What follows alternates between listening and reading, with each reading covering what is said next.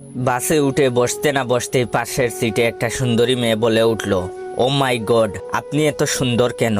আমার গায়ে হাত দিয়ে বলল, আপনার বডি এত সুন্দর কেন? নিশ্চয়ই জিম করেন। জীবনে আব্বা আম্মা আমাকে কালাচাঁদ ছাড়া ডাকে নাই, গার্লফ্রেন্ড আদর করে কালু ডাকে, কিন্তু আজ এই বাসে এই মেয়ে আমার মধ্যে এমন কি দেখে সুন্দর বলল, বুঝতে পারলাম না।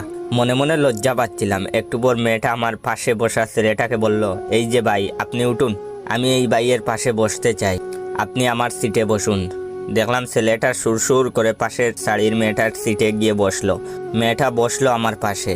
খেয়াল করে দেখলাম মেয়েটা বেশ সুন্দর। কয়েকদিন আগে টিভির বিজ্ঞাপন দেখে একটা ফেস ওয়াশ কিনেছিলাম। বিজ্ঞাপনে বলা ছিল এই ফেস ওয়াশ 4 সপ্তাহ মাঝখানে ত্বক হবে উজ্জ্বল ও চকচকে, কিন্তু 2 সপ্তাহ যে কাজে দিবে এটা ভাবিনি। মেয়েটা এবার বলল, আপনার গার্লফ্রেন্ড আছে? লোকাল বাসে সুন্দরী মেয়ে পাশে বসলে সব ছেলেরাই সিঙ্গেল হয়ে যায়, তাহলে আমি কি দোষ করছি? তাই মেয়েটাকে বললাম, জি না, আমি সিঙ্গেল। মেয়েটা এবার সরাসরি বলল, প্রেম করবেন আমার সাথে? মেয়েটার কথা শুনেই মনের মধ্যে জেমস ভাইয়ের জাকানাকা দেহ দুলানা গানটা বেজে উঠল।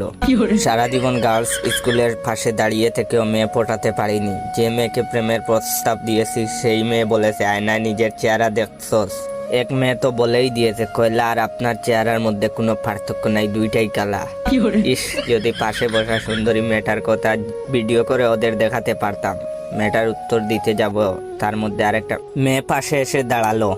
দাঁড়িয়ে আমার পাশে বসা মেয়েটিকে বলল, বাসে বসা সুন্দর ছেলেদের দেখলেই প্রেম করতে ইচ্ছে করে না? এই ছেলেকে আমার পছন্দ হয়েছে, তুই অন্য কাউকে দেখ। দেখলাম আমার পাশে বসা মেয়েটি উঠে চলে গেল। এবার যে মেয়েটা এলো সে আরো সুন্দরী দেখতে। আমি তাড়াতাড়ি ফোন বের করে সামনের ক্যামেরায় নিজের চেহারা দেখে নিলাম। সত্যি এটা আমি নাকি অন্য কেউ? নিজেকে রেস্ট্রির সালমান খান মনে হচ্ছিল, শুধু চশমাটা নাই। বাসায় বলে সানগ্লাস ফেলে এসেছি বলে নিজের উপর রাগ হচ্ছিল।